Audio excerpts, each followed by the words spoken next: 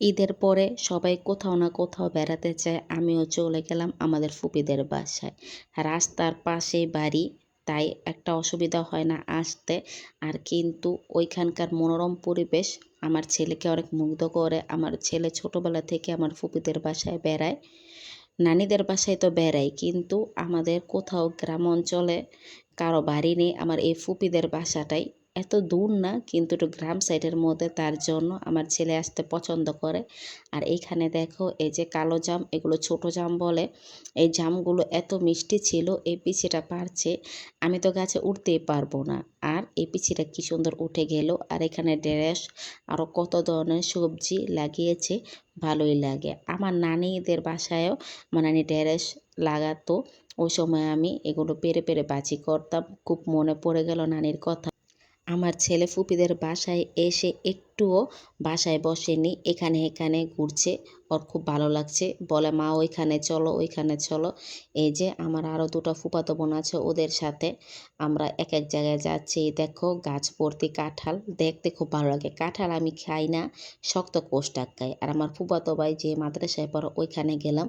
দেখো মসজিদটা কত সুন্দর, এখানে ঈদগাহ ময়দানও আছে, মসজিদ, সব কিছু একসাথে। আর এটা বলে ছেলেদের হোস্টেল। এখানে অনেক দূর দূরান্ত থেকে ছেলেরা আসে এই মাদ্রাসার মধ্যে পড়তে। এখানে সারি সারি ফুল লাগানো ছিল, দেখে খুব ভালো লাগলো। বাচ্চারা যেখানে গেলে শান্তি পায়, ওখানে যেতে গেলাম খুব ভালো লাগে। মা হওয়ার পর বাচ্চা যেটা চায় ওটা চেষ্টা করি দিতে। খারাপটা তখন যদি সাপ চায়, ওটা সাপ দিতে পারবো না, বাঘ চাইলে তো আর বাঘ দিতে পারবো না। কিন্তু যেটা ভালো জিনিস চায় ওটা দেওয়ার চেষ্টা করে। আমি একটু দোলনা খাচ্ছিলাম। এখানে আসার পর একটা জিনিস সবাই লক্ষ্য করছেন কি না আমি জানি না, একটা মানুষও নেই।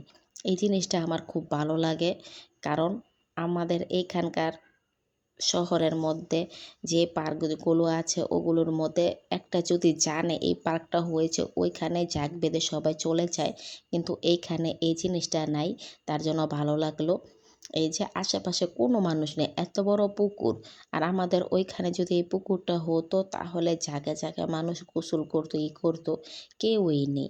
এই মসজিদের সাথে পুকুর, আমার এগুলো দেখতে খুব ভালো লাগে। আপনাদের ভালো লাগে কি না আমাকে কমেন্ট বক্সে জানিয়েন। সব মজা টজা করে তারপরে আবার বাসায় চলে যাই। এর মধ্যে আবার ওদের মন চায় এই পিছলা খাবে, তার জন্য এটার মধ্যে ওরা খেলাধুলা করে, তারপর আবার আমার আসতে হয়। কিন্তু মাদ্রাসাটা কিন্তু এত কাছে ছিল না, এই 2-3-4 মিনিটের রাস্তা ছিল, কিন্তু আমি হাঁটতে পাই না, তার জন্য এভাবেই 2-3 দিন ফুপিদের বাসায় কাটাই, খুব মজা করি, তারপরে বাসায় চলে যাই। আর আমার ফুপিদের বাসায় যেতে পানির পথ পড়ে, তার জন্য নৌকা দিয়ে যাই। ব্রিজ দিয়ে যাওয়া যায়, তারপরও যাই না, এই জিনিসটা খুব ভালো লাগে। আর আমার ছেলে বারবারই বলতাছিল মা একটু পানি ধরি পানি ধরি, আমি বলি না, এই জিনিসটা ভালো লাগে না। আর এই যে আমাদের এখানে বিশ্ব গোডাউন, এই গোডাউনটাই আমাদের বাড়ির আশেপাশেই। এই পার আমাদের বাড়ি, ওই পার আমার নানিদের বাড়ি। ওই পার দিয়ে গিয়েছিলাম আমাদের ফুপিদের বাসায়। ভিডিওটা যদি ভালো লাগে তাহলে আমার পেজটাকে ফলো করো প্লিজ।